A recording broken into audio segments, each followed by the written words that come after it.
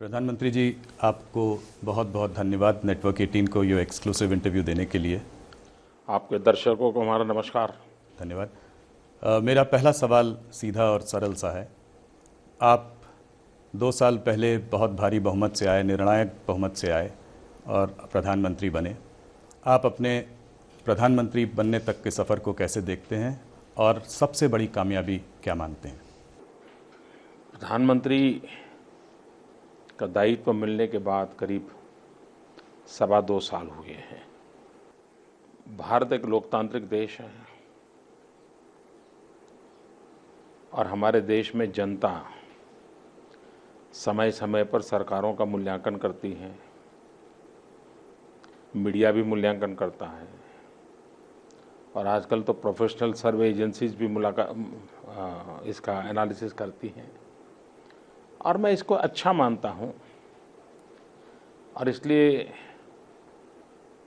मैं जनता जनार्दन पर ही छोड़ देता हूं कि वही मूल्यांकन करे कि मेरी सरकार कैसी रही।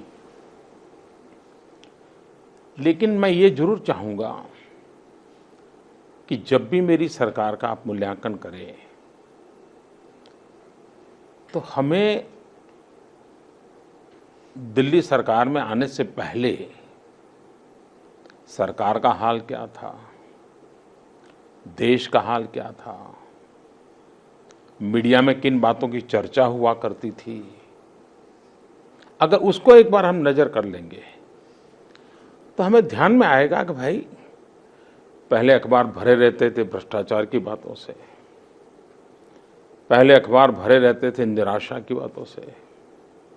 आए दिन हर हिंदुस्तानी के दिल दिमाग से निराशा का स्वर निकलता था। सरकार बनने के बाद मेरा पहला प्रयास यही रहा कि निराशा के माहौल को खत्म किया जाए, देश में आशा और विश्वास पैदा किया जाए। और वो सिर्फ भाषणों से नहीं होता है, कदम उठाने पड़ते हैं, करके दिखाना पड़ता है। और आज 2.25 साल के बाद इतना तो मैं जरूर कह सकता हूँ कि न सिर्फ हिंदुस्तान के लोगों के दिल में एक विश्वास पैदा हुआ है, लेकिन विश्व भर के लोगों के भारत के प्रति भरोसा बढ़ा है।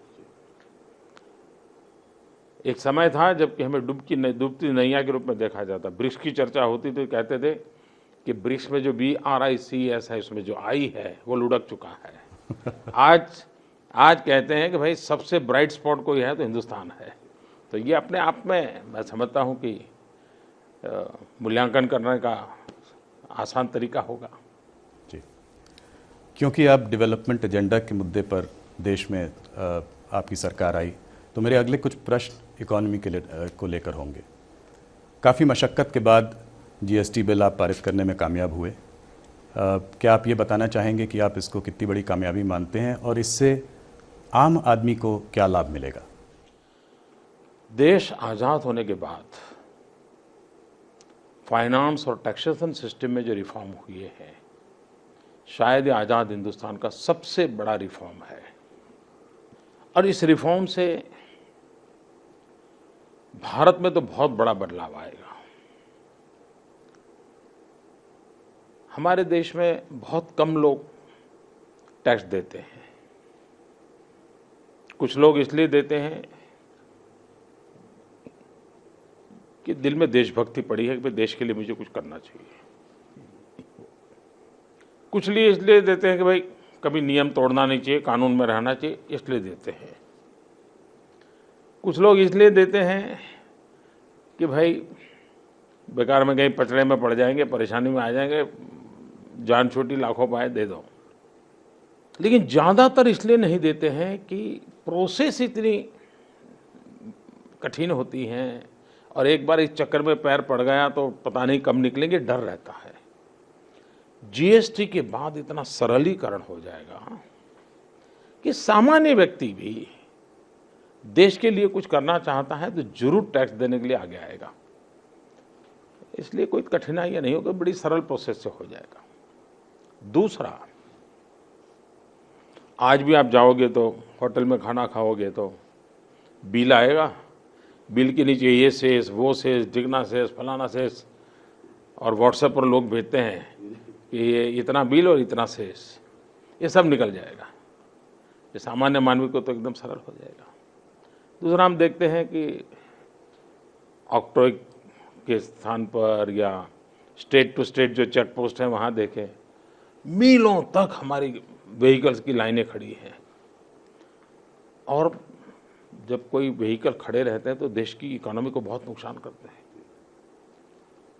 अब इसके कारण वो सीमलेस हो जाएगा, सारा एक दूसरे राज्यों से माल जाना आना सरल हो जाएगा और टैक्सेशन सिस्टम के तरीके भी सरल हो जाएंगे। और इसके कारण सामान्य मानवी को कठिनाइयां तो दूर होगी और देश का रेवेन्यू भी विकास के लिए काम आने में सुविधा बढ़ जाएगी। आज कभी कभी केंद्र और राज्यों के बीच में अविश्वास होता है, इसके बाद वो अविश्वास का माहौल भी खत्म हो जाएगा, क्योंकि एक ही प्रकार की टैक्सेशन सिस्टम होगी, हर एक को पता होगा क्या हो रहा है, तो एक ट्रांसपेरेंसी आ जाएगी और जो फेडरल स्ट्रक्चर को भी ताकत देगी। सत्ता में आने के बाद आपकी सबसे बड़ी चुनौती इकॉनमी थी। आपके लिए सिर्फ यही ज़रूरी नहीं था कि आप इकॉनमी को वापस पटरी पर लाएं, पर उसको एक तेज़ गति से आगे भी बढ़ाएं। आप कैसे असेस करते हैं सिचुएशन को? क्या कामयाबी आपने हासिल करी इसमें? आपकी बात सही है कि एक प्रकार का नेगेटिव माहौल था और उसका इको इफेक्ट भी बहुत ज़्यादा था। देश के व्यापारी उद्योगकार सब एक पैर बाहर रख चुके थे। सरकार में एक प्रकार के पैरालिसिस की अवस्था थी। तो एक तरफ तो ये माहौल था, दूसरी तरफ जब हम आए तो लगातार 2 साल हमें अकाल फेस करना पड़ा, वाटर स्कैर्सिटी। तीसरी प्रॉब्लम आई, दुनिया में मंदी का दौर एकदम से उभर करके आ गया। तो एक के बाद एक आने के बाद भी चैलेंजेस आती रही। सिर्फ पहले चैलेंजेस थे ऐसा नहीं, आने के बाद भी चैलेंजेस आती रही। लेकिन इरादा नेक था, नीतियां स्पष्ट थी, नीयत साफ थी, निर्णय करने का हौसला था, क्योंकि कोई वेस्टेड इंटरेस्ट नहीं था। इसका परिणाम ये आया कि सकारात्मक वातावरण बहुत तेजी से बढ़ने लगा। आज आज़ादी के बाद सबसे ज़्यादा फॉरेन डायरेक्ट इन्वेस्टमेंट इसी कालखंड में आया। सारी दुनिया कहती है कि 7+ ग्रोथ, ये दुनिया की जो बड़ी इकोनॉमी है, इसमें फास्टेस्ट ग्रोइंग इकोनॉमी के रूप में माना जाता है। वर्ल्ड बैंक हो, IMF हो, क्रेडिट एजेंसीज हो, इवन UN की एजेंसीज हो, ये सब कह रहे हैं कि भाई आज भारत बहुत तेज गति से आगे बढ़ रहा है। तो ये वो नीतियां पर बल दिया गया है जो देश के अर्थतंत्र को गति दे। इस बार मौसम भी अच्छी है, वर्षा ठीक हुई है और भारत की इकोनॉमी को मौसम, एग्रीकल्चर बहुत बड़ी ताकत देता है, एक ड्राइविंग फोर्स है। इसके कारण और ज़्यादा उत्साह बढ़ा है जो आने वाले दिनों में बड़ा उज्जवल रहेगा। अच्छा, नॉर्मली क्या होता है, एकाध चीज़ में बढ़ोतरी अच्छा हो उसी की चर्चा होती है। आज देखिए हर क्षेत्र में चर्चा हो रही है। बिजली का उत्पादन भी बढ़ा है तो बिजली की मांग भी बढ़ी है। इंफ्रास्ट्रक्चर का काम बहुत तेजी से बढ़ रहा है। इंफ्रास्ट्रक्चर का काम तब बढ़ता है जबकि इकोनॉमी की मांग होती है, तब बढ़ता है। तो इन सारी बातों से लग रहा है कि वो दिन से हम काफ़ी दूर आगे अच्छी पोजीशन में पहुंच गए हैं। आपने एकदम ठीक कहा कि मानसून की वजह से और उत्साह आया है, शेयर बाज़ार में भी तेज़ी आई है। क्या आप ये बताना चाहेंगे कि नेक्स्ट वेव ऑफ रिफॉर्म्स क्या होंगे? पहली बात है कि हमारे देश में जो बड़ी चर्चा में आई उसी को ही रिफॉर्म माना जाता है। और अगर वो नहीं हुआ तो कहते रिफॉर्म नहीं हुआ। ये हमारी अज्ञानता का भी दर्शन कराता है। एक्चुअली रिफॉर्म टू ट्रांसफॉर्म, ये मेरा मंत्र है। और मैं मेरे सरकार में तो कहता हूँ रिफॉर्म, परफॉर्म एंड ट्रांसफॉर्म। और अगर आज इंटरव्यू में बैठा हूँ तो मैं ये भी कहूँगा reform, perform, transform and inform. हमारे इस देश में अब जैसे ईज ऑफ डूइंग बिजनेस, हम बहुत तेजी से रैंकिंग हमारा सुधर रहा है। ये बिना रिफॉर्म संभव नहीं है, क्योंकि हमारी पद्धतियाँ, नियम, व्यवस्थाएं, अर्जी करने के फॉर्म ये इतने दुविधापूर्ण थे। अब इसमें रिफॉर्म हुआ तो हमारा रेटिंग बढ़ने लगा। ये बहुत महत्वपूर्ण रिफॉर्म हर स्तर पर हो रहे हैं। 1700 के करीब कानून हमने ऐसे निकाले जो 19वीं शताब्दी के, 20वीं शताब्दी के कानून हम लेकर के बैठे थे। एक प्रकार कानून का जंगल था। पार्लियामेंट के अंदर शायद 1000-1200 का तो मुक्ति हो गई, बाकियों का भी हो जाएगा। मैंने राज्यों को भी कहा है। ये बहुत बड़े रिफॉर्म है जिसको लोग जानकारियों के अभाव में रिफॉर्म मानते नहीं है। तो एक तो ये काम है। अब देखिए शिक्षा क्षेत्र में हमने एक ऐसा बड़ा महत्वपूर्ण कदम उठाया है जिसकी तरफ किसी का ध्यान नहीं गया है।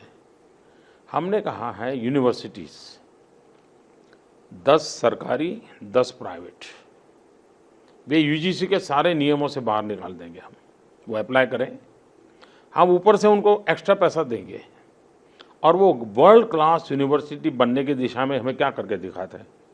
नियमों के कारण परेशानी है, चलो नियम नहीं करके दिखाओ। ये बहुत बड़ा रिफॉर्म है जी, लेकिन लोगों का ध्यान बहुत कम जाता है।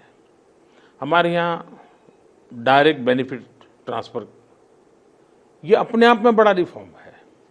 तो ये प्रक्रियाएं और व्यापक करनी है, और ज़्यादा तेज करनी है। और केंद्र में कॉमन मैन है।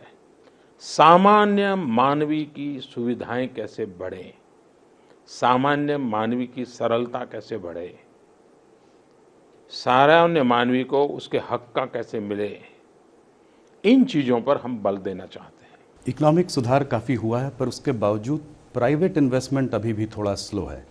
कुछ सेक्टर्स ऐसे हैं जो अभी भी ट्रबल में है, जैसे कि रियल एस्टेट सेक्टर हो गया। वेंचर कैपिटल फंडिंग भी थोड़ी स्टार्टअप इकोनॉमी में स्लो हो गई है। तो आप प्राइवेट उद्योग को और फॉरेन इन्वेस्टर्स को क्या संदेश देना चाहेंगे? मैंने देखा है, शायद आपने विवेक के कारण, मर्यादा के कारण एक ब्लंट सवाल मुझे नहीं पूछा। ज़्यादातर लोग पूछ लेते हैं कि मोदी जी 2.25 साल में ऐसी कौन सी गलती की आपने, आपको लगता है। आज मैं सोचता हूँ तो मुझे लगता है कि मुझे सरकार बनाने के बाद पहला बजट पेश करने से पहले संसद में देश की आर्थिक स्थिति का एक वाइट पेपर रखना चाहिए था। ये विचार भी आया था, लेकिन मेरे सामने 2 रास्ते थे। राजनीति मुझे कहती थी कि मुझे सारा कच्चा चिट्ठा खोल देना चाहिए। राष्ट्रनीति मुझे कहती थी कि पॉलिटिकल तो बहुत लाभ हो जाएगा, लेकिन देश में सब लोग जब इतनी हालत खराब है ये जानकारियां पाएंगे तो पूरी तरह निराशा इतनी आ जाएगी, मार्केट इतना टूट जाएगा, देश की इकोनॉमी को इतना बड़ा धक्का लगेगा, ग्लोबली भी देश को देखने का सोच समझ बदल जाएगा, उसमें से फिर बाहर निकालना मुश्किल हो जाएगा। तो राजनीतिक नुकसान झेल करके भी राष्ट्र के हित में अभी चुप रहना अच्छा है। और उस समय मैंने बैंकों के एनपीए की हाल क्या था, बजट में किस प्रकार से आंकड़े इधर उधर किए गए थे, आर्थिक स्थिति है, ये सारी चीज़ें मैंने देश के सामने नहीं रखी। हमें नुकसान हुआ, हमारी आलोचना भी हुई, और आज जो कुछ भी वो पाप मैं झेल आगे ढो रहा हूँ, वो ऐसा लग रहा है जैसे मेरे कारण है। वो भी मुझे गालियाँ खानी पड़ रही हैं, लेकिन शायद राजनीतिक नुकसान झेल करके भी राष्ट्र नीति के मार्ग पर जाना मैंने तय किया, और उसका परिणाम ये है कि मैं चीज़ों को ठीक कर पा रहा हूँ। कमियां देखते हुए भी अच्छा करने का प्रयास करता हूँ। इन सारी चीज़ों का इम्पैक्ट ये प्राइवेट इन्वेस्टमेंट पर नजर आता है। उन पुरानी चीज़ों का बोझ उन पर भी है। एनपीए में वे भी एक हिस्सेदार हैं, क्योंकि पुराने उनके चीज़ें ऐसी है कि बैंक, अच्छा मैंने आने के बाद बैंकों को ठीक करने पर लगा हुआ हूँ। मैंने पहली बार बैंकर्स का चिंतन शिविर किया था, और डूज एंड डोंट्स थे, और मैंने कहा था आप लिख करके रखिए, सरकार में से अब एक फ़ोन नहीं आएगा। तो ये चीज़ों ने काफ़ी स्क्रू टाइट किए हुए हैं। उसके बावजूद भी इतनी तेज़ी से रोड बनना, इतनी तेज़ी से रेलवे का आगे बढ़ना, इलेक्ट्रॉनिक मैन्युफैक्चरिंग में 6 गुना बढ़ोतरी हुई है। तो ये चीज़ें दिखाती हैं कि शॉर्टकट हमने नहीं चुना। अब तो स्थिति काफ़ी सुधर गई है, तो वो चिंता का विषय रहा नहीं है। लेकिन मैं बिगिनिंग के दिनों की बात बताता हूँ, 2014 मई जून की।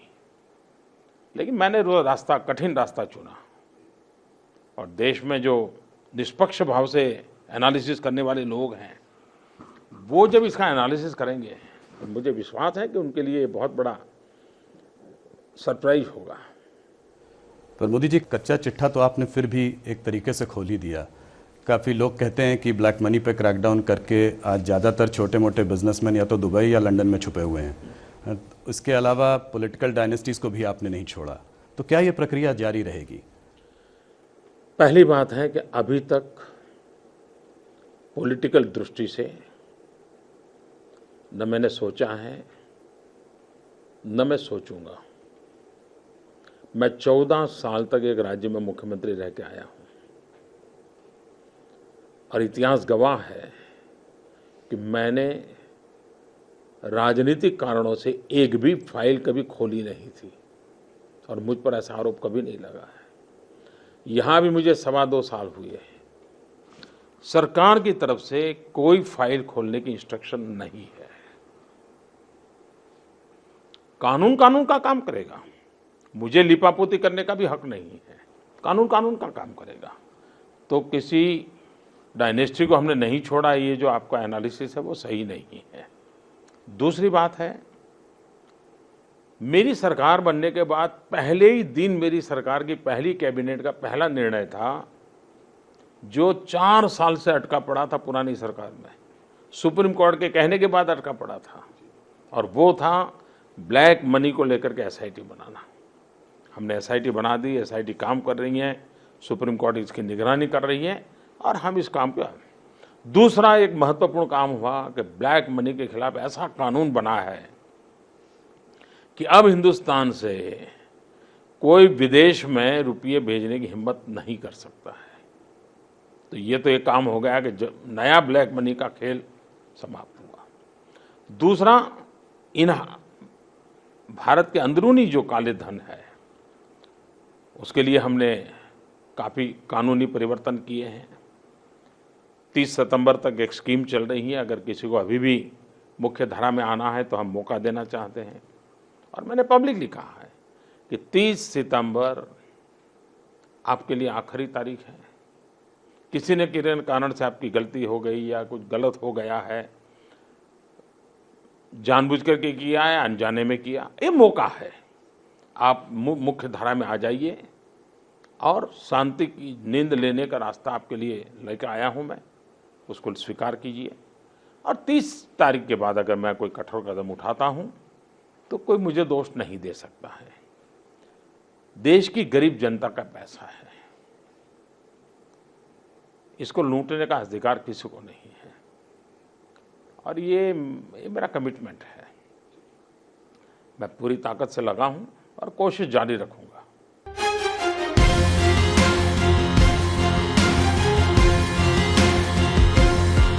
प्रधानमंत्री जी, इकोनॉमी से हटकर थोड़ा पॉलिटिक्स की बात करते हैं। अगले साल काफ़ी राज्यों के चुनाव हैं। सामाजिक भेदभाव और धार्मिक कट्टरता एक बार फिर अपना सर उठा रही है। दलित और पिछड़े वर्ग के लोग तो ये तक कहने लगे हैं कि बीजेपी और संघ दलित विरोधी है।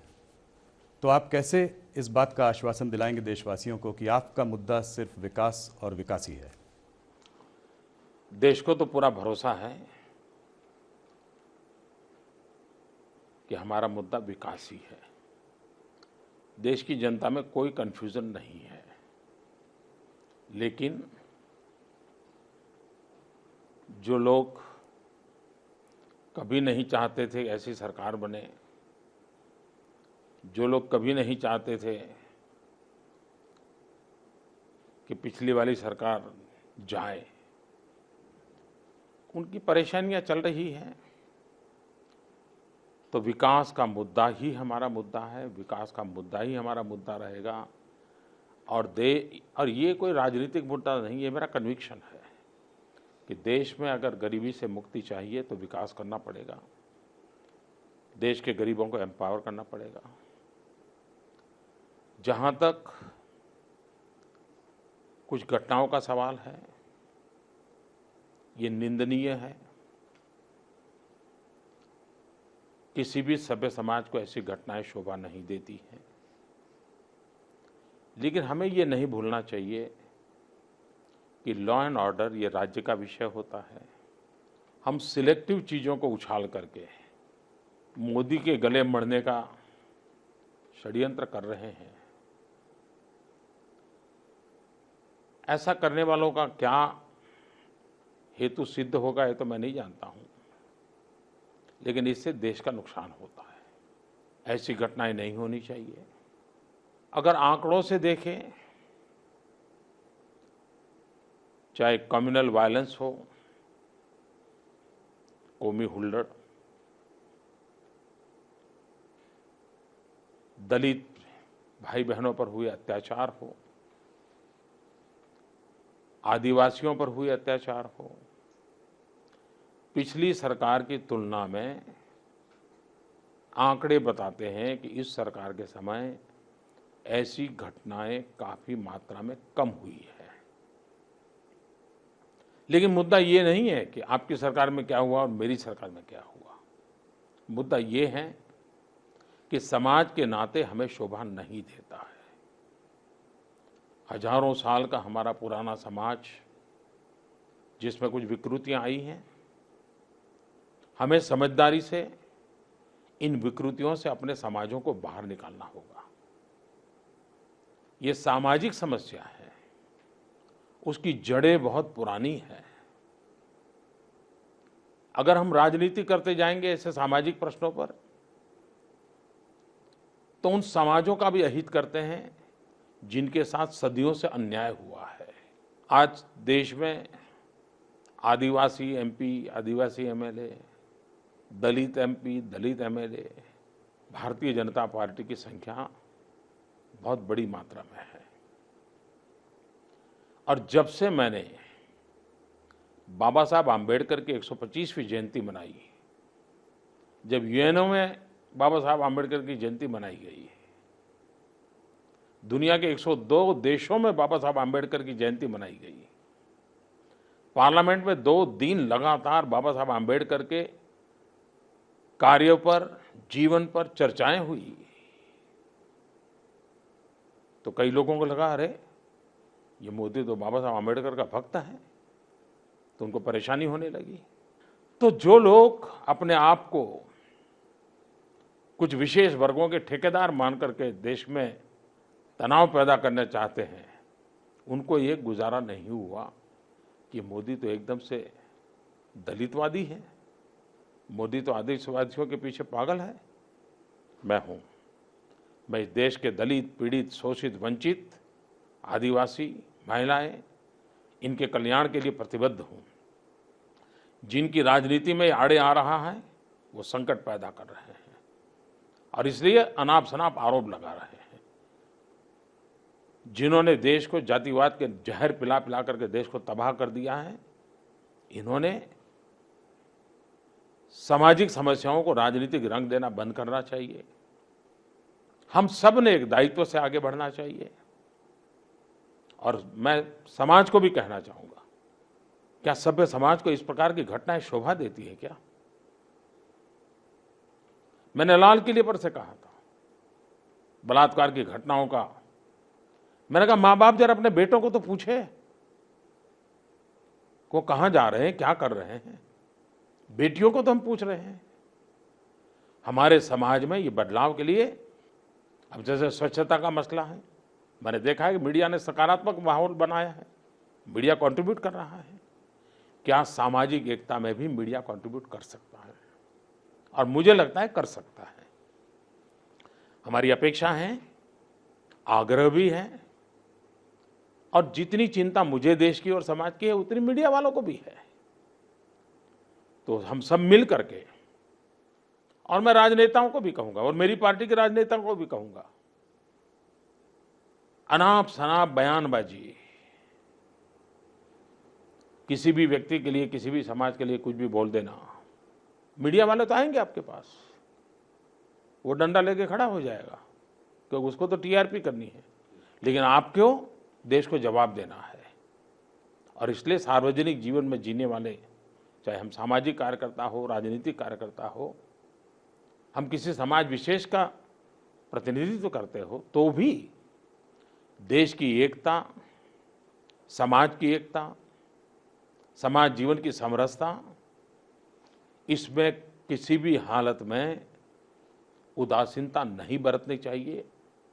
हमें अधिक सतर्क रहना चाहिए।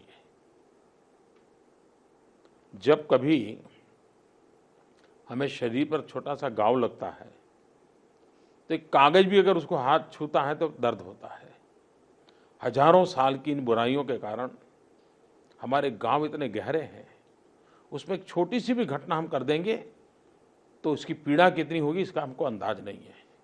और इसलिए घटना छोटी है कि बड़ी है उसका महत्व नहीं है, घटना होनी ही नहीं चाहिए इसका महत्व है। इस सरकार में ज़्यादा हुआ कि इस सरकार में कम हुआ, इसके आधार पर निर्णय नहीं होने चाहिए। हम सभी का दायित्व है, हम सब ने मिलकर के समाज की एकता को भी बल देना होगा। मोदी जी, आपकी नज़र में इकोनॉमिक प्रोग्रेस के लिए सोशल हार्मनी कितनी ज़रूरी है? सिर्फ इकोनॉमिक प्रोग्रेस के लिए नहीं, सुख शांति के लिए, शांति, एकता, सद्भावना, ये हर समाज के लिए अनिवार्य है। परिवार में भी आप आर्थिक रूप से कितने ही समृद्ध परिवार क्यों ना हो, अरबों खरबों रुपयों के ढेर पर बैठे हो, तो भी परिवार में एकता जरूरी है। वैसा ही समाज में है। सिर्फ गरीबी है इसलिए एकता चाहिए ऐसा नहीं, किसी भी हालत में एकता चाहिए, किसी भी हालत में समरसता चाहिए, सामाजिक न्याय के प्रति प्रतिबद्धता चाहिए। और इसलिए सिर्फ कोई आर्थिक हितों के लिए एकता चाहिए ऐसा नहीं, जीवन में शांति, एकता, सद्भावना परिवार में भी उपयोगी है, समाज में भी उपयोगी है, राष्ट्र जीवन भी उपयोगी है। और वसुधैव कुटुंबकम भावना लेकर के चलने वाले लोग, पूरा विश्व एक परिवार मानने वाले हम लोग, उनके लिए भी शांति, एकता, सद्भावना अनिवार्य है।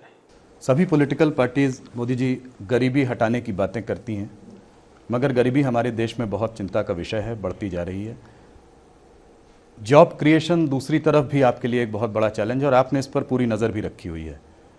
इन दोनों चीज़ों को लेकर आगे आपकी क्या स्ट्रैटेजी रहेगी? आपकी बात सही है कि गरीबी हमारे देश में एक राजनीतिक नारा रहा है। गरीबों के नाम पर राजनीति भी बहुत हुई है और चुनाव को ध्यान में रख करके गरीबों के नाम पर कुछ न कुछ आर्थिक कार्यक्रम भी चलाए गए हैं। मैं वो अच्छा था बुरा था उस विवाद में पड़ना नहीं चाहता हूं, लेकिन मेरा रास्ता कुछ और है। गरीबी से मुक्ति पाने के लिए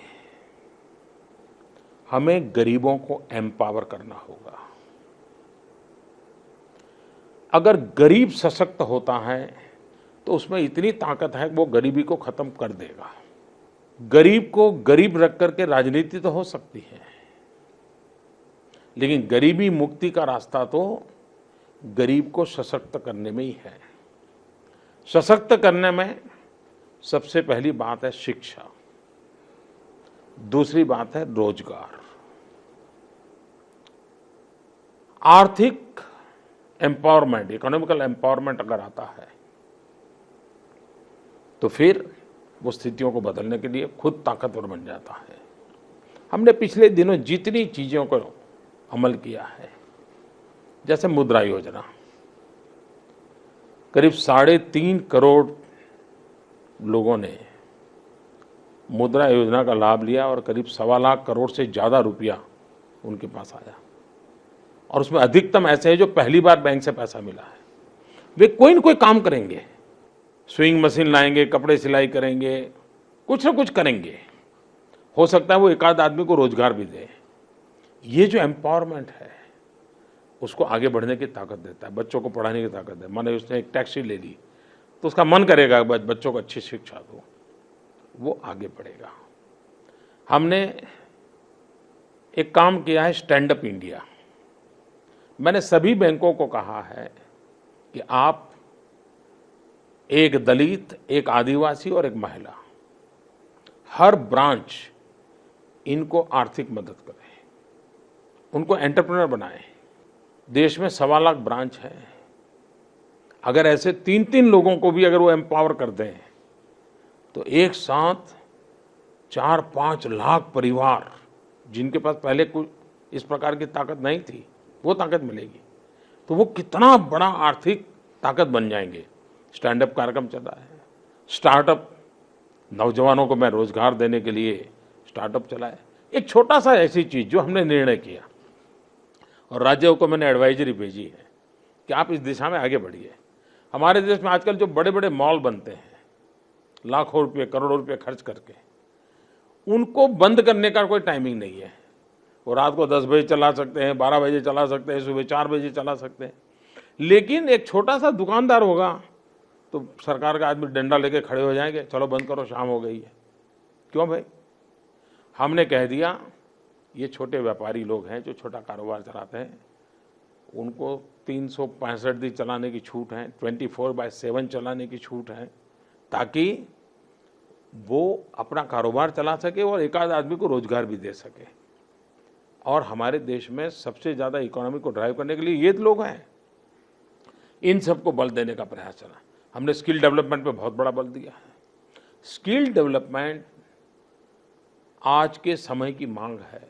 हमने पूरी व्यवस्थाओं को बदला है। स्किल डेवलपमेंट का अलग मिनिस्ट्री बनाई है, अलग बजट बनाया है और बहुत बड़ी मात्रा में स्किल डेवलपमेंट सरकार के द्वारा, स्किल डेवलपमेंट पब्लिक पार्टनरशिप के द्वारा, स्किल डेवलपमेंट स्किल यूनिवर्सिटी तक जा करके दुनिया के और देश जिन्होंने स्किल डेवलपमेंट में अच्छा काम किया है उनसे भी कोलैबोरेशन कर करके देश के पास 80 करोड़ नौजवान हैं, 35 साल से कम उम्र के हैं।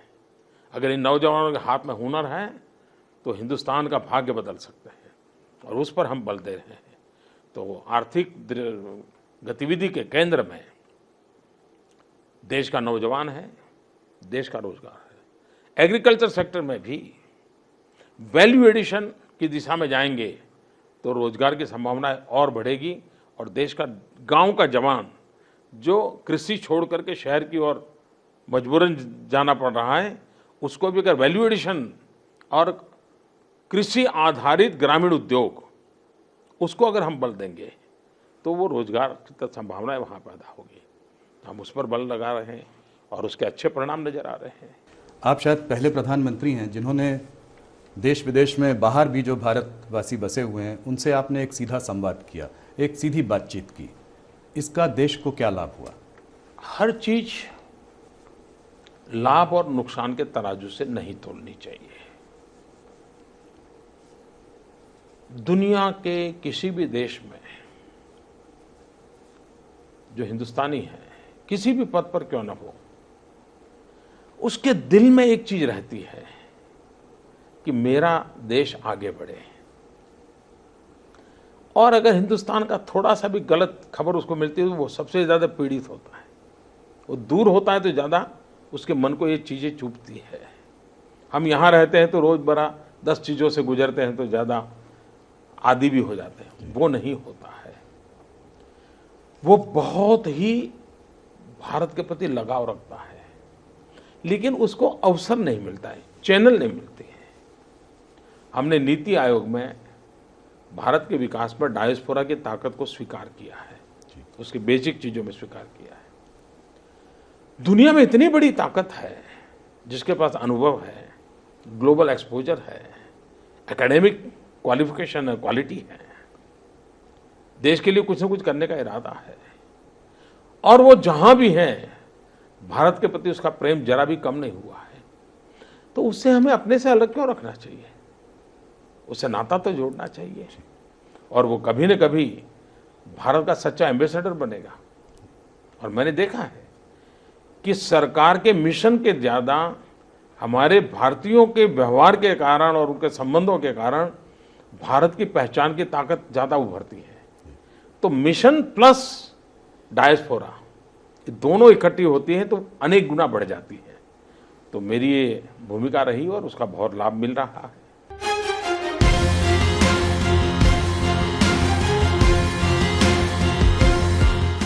पूरे देश की नज़र अगले साल उत्तर प्रदेश के चुनाव पे होगी। कहा जा रहा है कि करीब करीब वो एक मिनी नेशनल इलेक्शन टाइप का होगा। तो आप क्या समझते हैं कि कौन से मुद्दे बहुत अहम होंगे आपकी पार्टी के लिए, और आप जीत की कितनी संभावना समझते हैं? पहली बात है, हमारे देश का दुर्भाग्य है कि हम कुछ भी करें, कुछ भी सोचें, उसको चुनाव से जोड़ दिया जाता है।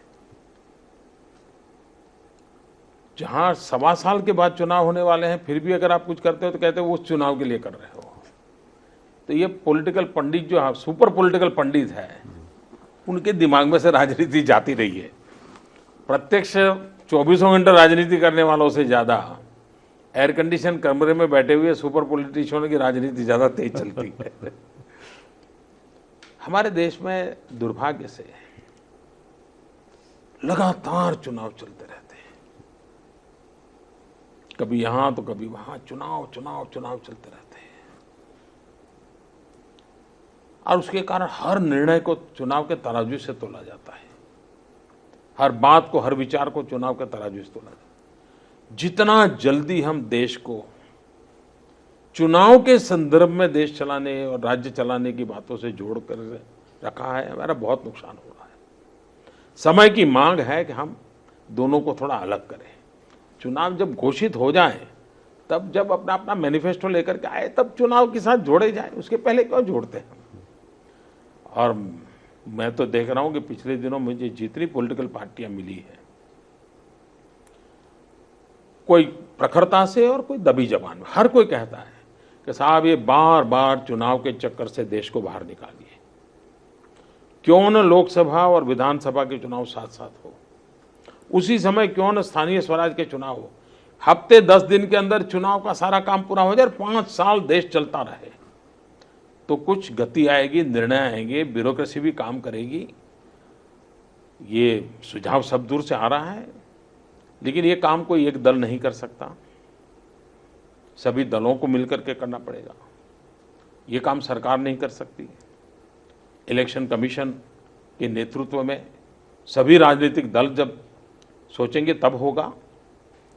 मेरे विचार कुछ भी हो सकते हैं, लेकिन उससे मैं कुछ कर नहीं सकता हूं, क्योंकि ये विषय लोकतांत्रिक पद्धति से ही होगा। लेकिन मैं आशा जरूर करूंगा कभी न कभी इसकी व्यापक चर्चा हो, बहस हो, क्या अच्छा क्या बुरा, इसमें से अच्छा है तो क्या लेना, बुरा है तो क्या निकालना, ये व्यापक चर्चा का समय आ गया है। जहां तक चुनाव का सवाल है, चुनाव तो आते रहते हैं। आने वाले दिनों में 5 राज्यों के चुनाव होने वाले हैं। उत्तर प्रदेश उसमें एक राज्य है। जहां तक भारतीय जनता पार्टी का सवाल है, वो विकास के मुद्दे पर ही चुनाव लड़ती है, विकास के मुद्दे पर ही लड़ेगी। देश के किसान का भला हो, देश के गांव का भला हो, देश के नौजवानों को रोजगार के अवसर मिले, देश में शांति, एकता, भाईचारा बना रहे, सामाजिक न्याय के प्रति हमारी जो प्रतिबद्धता है वो उजागर हो, एक के बाद एक कदम उठाएं। तो इन सारी बातों को लेकर के देश को आगे बढ़ाना होगा। क्या आपको इस बात की चिंता रहती है कि वहाँ पोलराइजेशन का एक माहौल बन सकता है? हमारे देश में जातिवाद के जहर ने और संप्रदाय की वोट बैंक ने बहुत नुकसान किया है। लोकतंत्र को मजबूत होने में अगर सबसे बड़ी कोई रुकावट है तो वोट बैंक की राजनीति है।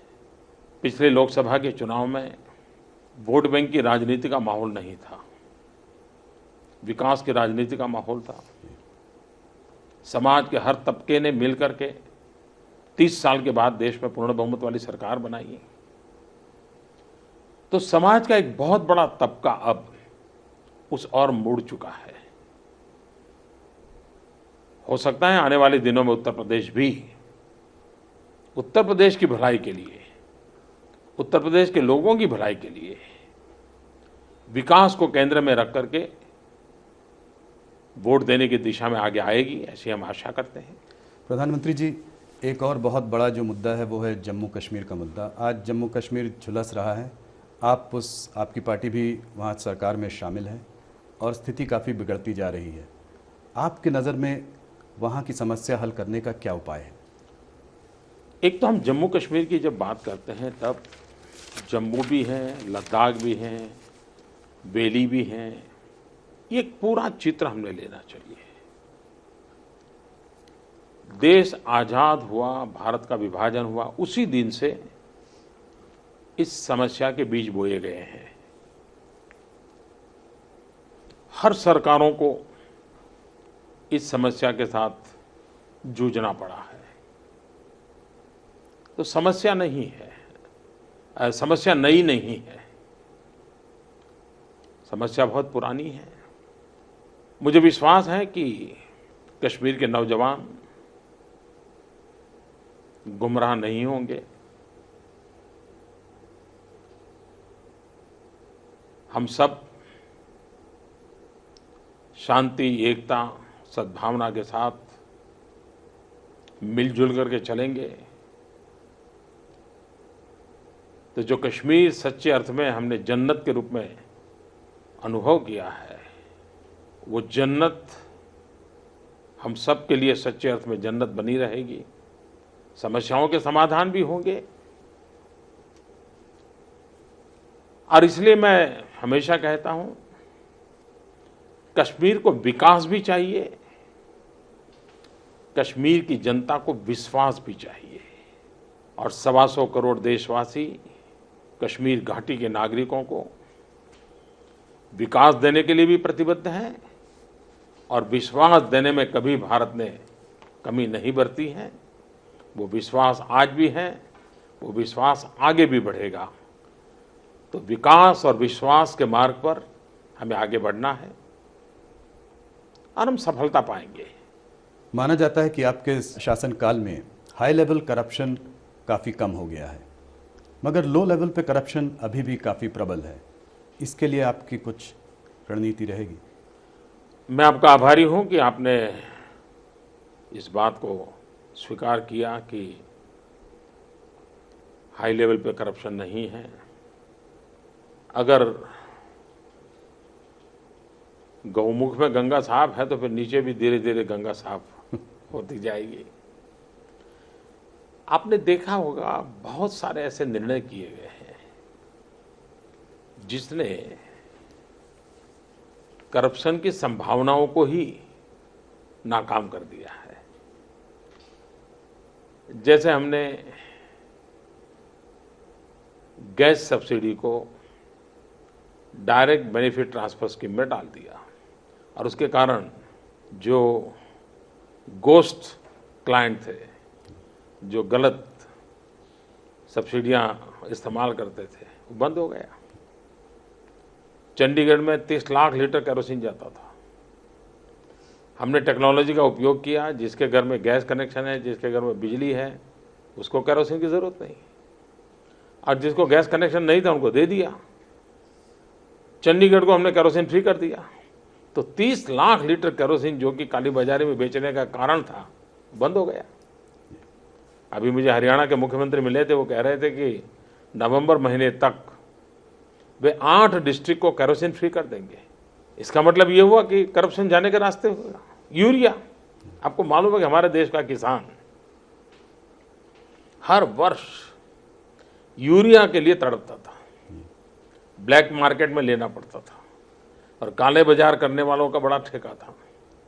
कुछ प्रदेशों में तो यूरिया लेने के लिए किसान आए तो उसको लाठीचार्ज का भोग बनना पड़ता था, हो हल्ला दंगा हो जाता था। आपने देखा होगा इन दिनों यूरिया की कमी की कोई खबर आती नहीं है, कहीं किसानों की कतार नजर नहीं आ रही है, कहीं लाठीचार्ज नहीं हो रहा है और यूरिया का ब्लैक मार्केटिंग भी नहीं हो रहा है। क्यों नहीं हो रहा है? तो पहले जो यूरिया था वो किसानों के नाम पर से निकलता था, लेकिन चोरी करके केमिकल फैक्ट्रियों में पहुंच जाता था। केमिकल फैक्ट्रियों वालों को ये रॉ मटेरियल के रूप में उपयोग आता था, उसके वो प्रोसेस करके प्रोडक्ट निकालते थे तो उनको सस्ते में यूरिया मिल जाता था। बिल तो किसानों के नाम के फटता था और मलाई केमिकल इंडस्ट्री वाले खाते थे, बिचौलिए खाते थे। हमने यूरिया का नीम कोटिंग कर दिया और नीम कोटिंग करने का परिणाम यह आया कि आज 1 ग्राम यूरिया भी केमिकल फैक्ट्री के रॉ मटेरियल के लिए काम नहीं आ सकता है। इसके कारण जितना यूरिया पैदा होता है 100% वो खेत में ही काम आता है। दूसरा, हमने 20 लाख टन यूरिया उत्पादन बढ़ा दिया। विदेशों से आता है यूरिया, उसका भी हमने नीम कोटिंग कर दिया। इतना ही नहीं, गुजरात में जीएनएफसी ने तो नीम कोटिंग करते समय आदिवासियों को नीम के फली इकट्ठी करने के लिए काम में लगाया तो उनको रोजगार मिला और अब वो नीम का तेल भी निकालने लगे और मैंने सुना है शायद 10-12 करोड़ रुपए का मुनाफा उन्होंने नीम के तेल में से भी पाया। तो एक विन विन सिचुएशन वाली चीज जिसको हमने लागू की तो करप्शन भी गया, कठिनाइयां भी गई। तो एक प्रकार से नीचे के करप्शन में भी अगर हम टेक्नोलॉजी का उपयोग करेंगे, नीति आधारित कामों को करेंगे, अकाउंटेबिलिटी पर बल देंगे, तो जो ऊपर जो आपको अच्छा लग रहा है वो नीचे भी अच्छा लगने लग जाएगा। प्रधानमंत्री जी, लोग कहते हैं कि लुटियंस दिल्ली को शायद आप रास नहीं आए। मेरा सवाल ये है कि क्या आपको दिल्ली रास आ गई? अब जानते हैं प्रधानमंत्री की स्थिति ऐसी होती है कि उसको इस लुटियन कल्चर के साथ कभी मेलजोल का अवसर ही नहीं आता है। तो वो मुझे रास आए या ना आए वो तो कोई अवसर आता नहीं है। लेकिन जब मैं ये कहता हूं तो इस बात को सोचने और समझने की आवश्यकता है। एक ऐसे लोगों की आज जमावड़ा दिल्ली के सत्ता के गलियारों में काम करता रहा है और ये लोग कुछ लोगों को समर्पित है। हो सकता है उनके निजी फायदों के लिए होंगे, निजी कारणों से होंगे। और सवाल मोदी का नहीं है। आप इतिहास की तरफ देखिए, सरदार वल्लभ भाई पटेल के साथ क्या हुआ। यही जमात सरदार को एक गांव का सामान्य बुद्धि क्षमता वाला व्यक्ति के रूप में ही पेश करता रहा। मुरारजी भाई के साथ क्या हुआ। मुरारजी भाई क्या काम किया, क्या नहीं किया, कभी दुनिया को पता ही नहीं चलने दिया। वो क्या पीते थे इसी की चर्चा करते रहे। देवेगौड़ा जी का क्या हुआ। एक किसान का बेटा प्रधानमंत्री बना था, लेकिन पहचान यही बना दी गई, सोते रहते हैं, जहां देखो सोते रहते हैं। और अंबेडकर के साथ क्या हुआ। इतने प्रतिभावान व्यक्ति भारत में आज जिन अंबेडकर जी की इतनी गौरवगान हम सब करते हैं, लेकिन उनके अपने कार्यकाल में उनके साथ क्या हुआ। मजाक उड़ाई जाती थी। चौधरी चरण सिंह के साथ क्या हुआ, उनकी मजाक उड़ाई जाती थी। तो मेरी एक मजाक उड़ाई जाती है, मुझे बड़ा भला बुरा कहा जाता है, मुझे बहुत आश्चर्य नहीं होता है, क्योंकि ये कुछ ठेकेदार हैं जो कुछ लोगों को समर्पित हैं। वे शायद इस देश की जड़ों से जुड़े हुए इंसानों को कभी स्वीकार नहीं करेंगे, और इसलिए मैंने भी ऐसी जमात को एड्रेस करने में अपना टाइम खराब नहीं करता हूँ। 125 करोड़ देशवासी, उनके सुख दुख ही मेरे लिए इतना बड़ा काम है कि मैं अगर इस लुटियन दुनिया में न भी जुड़ा तो कुछ कमी नहीं रहेगी। तो अच्छा ही है कि मैं देश के 125 करोड़, देश के गरीब, देश का गांव, जैसा मेरा बैकग्राउंड है, मैं उन्हीं के बीच जीता रहूं, उन्हीं के बीच जुड़ा रहूं, और उससे मैं देश का जितना भला कर पाऊंगा करता रहूंगा। मोदी जी, मीडिया सर्कल्स में ये चर्चा है कि अगर आपकी टीआरपी रेटिंग्स या व्यूअरशिप रेटिंग्स डाउन हैं तो सीधे मोदी जी की रैली में चले जाओ, रेटिंग्स बढ़ जाएंगी। फिर भी आपका मीडिया के संग रिश्ता कुछ बिटर स्वीट सा रहा है, कभी हाँ, ज़्यादातर ना। इंडियन मीडिया के बारे में आपकी क्या राय है? पहली बात है कि मैं आज जो कुछ भी हूं उसमें मीडिया का बहुत बड़ा कंट्रीब्यूशन है, और इसलिए मेरे विषय में जो छवि है वो सही नहीं है।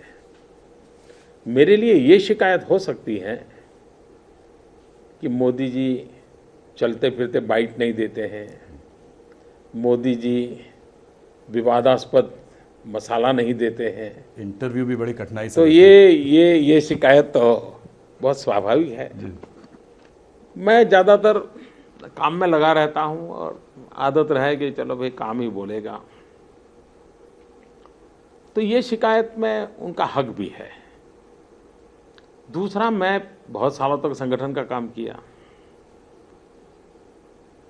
तो मीडिया जगत से मेरी बहुत दोस्ती रही। शायद आज जो मीडिया में जितने नाम दिखते हैं आपको, उसमें कोई ऐसा नहीं होगा जिसके साथ बैठ के मैंने गप्पे ना मारे हो, चाय न पी हो, हंसी मजाक न की हो। तो मैं उन्हीं के बीच में से पला बढ़ करके निकला हूं, तो मैं कोई उनके और मेरे बीच में कोई मार्जिन नहीं है जी। ज़्यादातर मीडिया ने जो प्रधानमंत्री देखे हैं वो बहुत बड़े व्यक्ति प्रधानमंत्री बनते देखा है।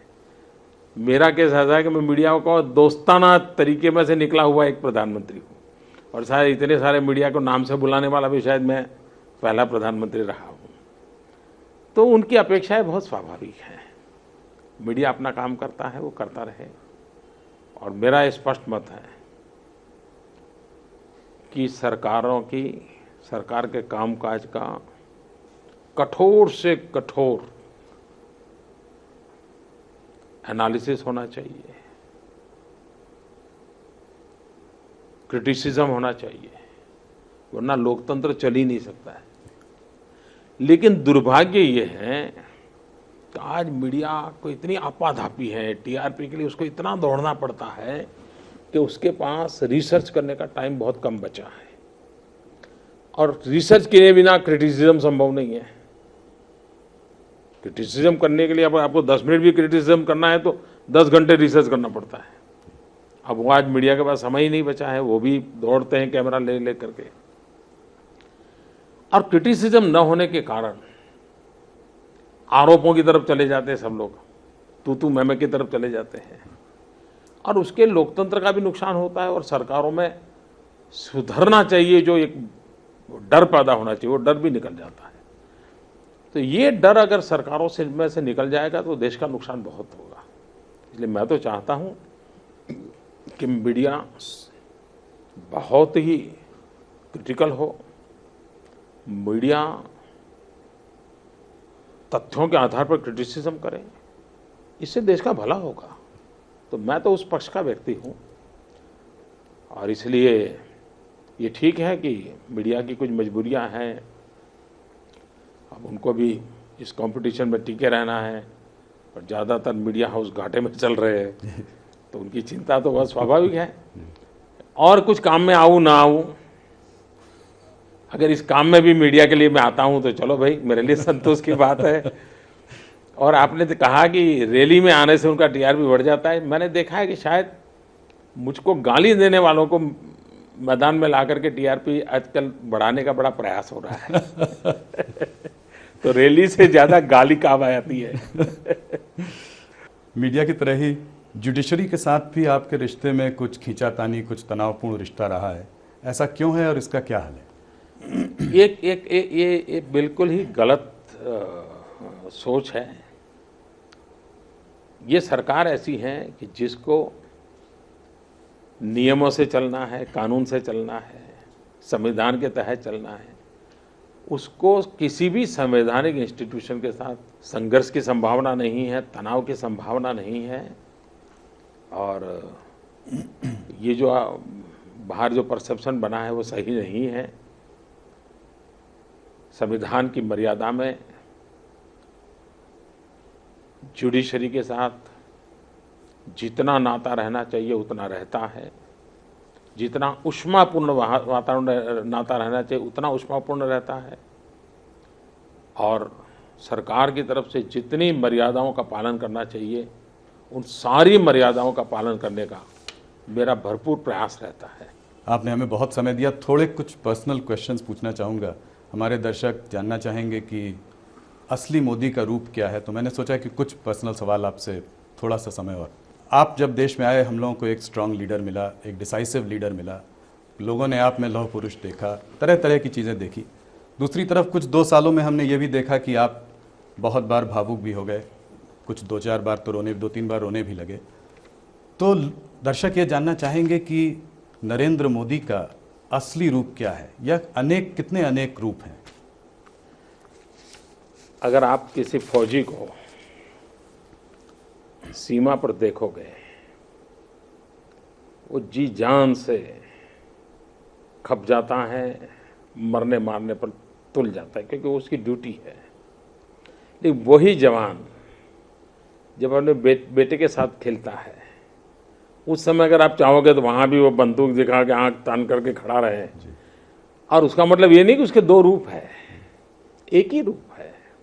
आपका प्रधानमंत्री, आपका प्रधान सेवक या आपका नरेंद्र मोदी कहीं पर भी हो, कुछ भी हो, लेकिन आखिर इंसान तो है। मेरे भीतर भी तो इंसान है, और मुझे क्यों अपने भीतर के इंसान को दबा देना चाहिए, छुपा देना चाहिए? जैसा हूं वैसा, जिस हालत में हूं हालत में लोग देखते हैं, देखना चाहिए, इसमें क्या है। जहां तक कर्तव्य का सवाल है, जिम्मेवारियों का सवाल है, ये मेरा दायित्व है, उसको मुझे पूरी तरह निभाना चाहिए। अगर देश हित में कठोर निर्णय करने पड़ते तो करने चाहिए। अपने दायित्व को निभाने के लिए कठोर परिश्रम करना पड़ता है तो करना चाहिए। जहां झुकने की जरूरत है वहां झुकना भी चाहिए। जहां तेज चलने की जरूरत है वहां तेज भी चलना चाहिए। लेकिन वो व्यक्तित्व के पहलू नहीं है, जिम्मेवारियों का हिस्सा है, और उसको पूरी तरह निभाना चाहिए। लेकिन असली मोदी क्या है, नकली मोदी क्या है, ऐसा कुछ नहीं होता है। इंसान इंसान होता है। अगर आप राजनीतिक चश्मों को निकाल करके मोदी को देखोगे तो आपको मोदी जैसा है वैसा नजर आएगा। लेकिन जब तक आप अपने पूर्वाग्रहों के आधार पर, अपने राजनीतिक चश्मों के आधार पर, अपनी बनी बनाई मान्यताओं के आधार पर सिर्फ मोदी का नहीं किसी का भी मूल्यांकन करोगे तो गड़बड़ी हो जाएगी। मोदी जी, मैं आपसे पिछले वर्षों में कई बार मिला हूं। गांधीनगर में मुख्यमंत्री के रूप में आपको देखा है, प्राइम मिनिस्टर ऑफिस में भी आपसे आके मिला। मैंने कभी भी आपकी टेबल में कोई फाइल या कोई पेपर नहीं देखा। इनफैक्ट मुझे ये भी याद नहीं आता कि कभी फ़ोन भी आसपास रहा हो। जब भी हम लोगों की वार्तालाप हुआ है तो उसमें बीच में किसी ने कोई दखल अंदाजी भी नहीं की है। एकदम अलग काम करने का तरीका, एकदम सीईओ के काम करने का तरीका है। कुछ लोग कहते हैं कि आप सुनते ज़्यादा हैं और बोलते कम हैं, तो आपकी वर्किंग स्टाइल क्या है?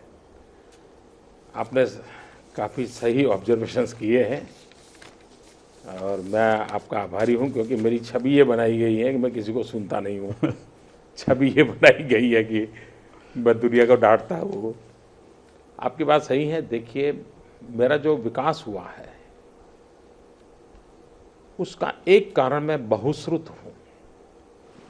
और आज से नहीं, मैं जब से समझदारी आने लगी तो सुनना, समझना, ऑब्जर्व करना ये मेरे स्वभाव का हिस्सा रहा है और उसका मुझे काफ़ी फ़ायदा मिल रहा है। मैं वर्कोहॉलिक तो हूँ ही हूँ, मैं काम करने का आता था, लेकिन मूल बात है मैं वर्तमान में जीना पसंद करता हूँ। अगर आप मुझे मिलने आए हैं तो मेरा वो वर्तमान है, उस समय मैं पूरी तरह आपके साथ डूब जाता हूँ। उस समय न मैं टेलीफोन को हाथ लगाता हूँ, न मैं कागज़ देखता हूँ, न मैं अपना फोकस खोता हूँ। अगर मैं फाइलें देखने के लिए बैठा हूँ तब भी मैं वर्तमान में होता हूँ, कोई और चीज़ की ओर नजर, फिर मैं फाइल में ही खोया रहता हूँ। अगर मैं दौरा करता हूँ तो मैं फिर उस समय उसी काम में खोया रहता हूँ। मैं हर पल वर्तमान में जीने का प्रयास करता हूँ और उसके कारण मुझे कभी जिस समय जो काम करता हूँ सामने वाले को सेटिस्फेक्शन मिलता है कि भाई मुझे यानी क्वालिटी टाइम दिया, सिर्फ टाइम दिया ऐसा नहीं, क्वालिटी टाइम दिया, ये उसको रहता है। दूसरी बात है कि अपने काम को न्याय देना चाहिए, ये मेरा हमेशा प्रयास रहता है। सीखना चाहिए, समझना चाहिए। और 5 साल पहले हमारे जो विचार थे वो शायद आज उपयुक्त न भी हो, तो छोड़ने की हिम्मत चाहिए, अपने आप को बदलने की हिम्मत चाहिए। अपने ही पुरानी चीज़ों को बोझ लेकर के चलना चाहिए, मेरे नेचर में नहीं है। तो उसके कारण मेरा काम करने का तरीका इस प्रकार का डेवलप हुआ है। रणवीर जी, लोग कहते हैं कि आप 16-18 घंटे काम करते हैं, एक बहुत पनिशिंग शेड्यूल है आपका, रिलैक्स कैसे करते हैं? ऐसा है, मेरा काम ही मेरा रिलैक्सेशन है। आप भी देखिए, काम से कभी थकान नहीं लगती जी, काम न करने की थकान होती है। अगर आपको 10 चिट्ठियां लिखनी है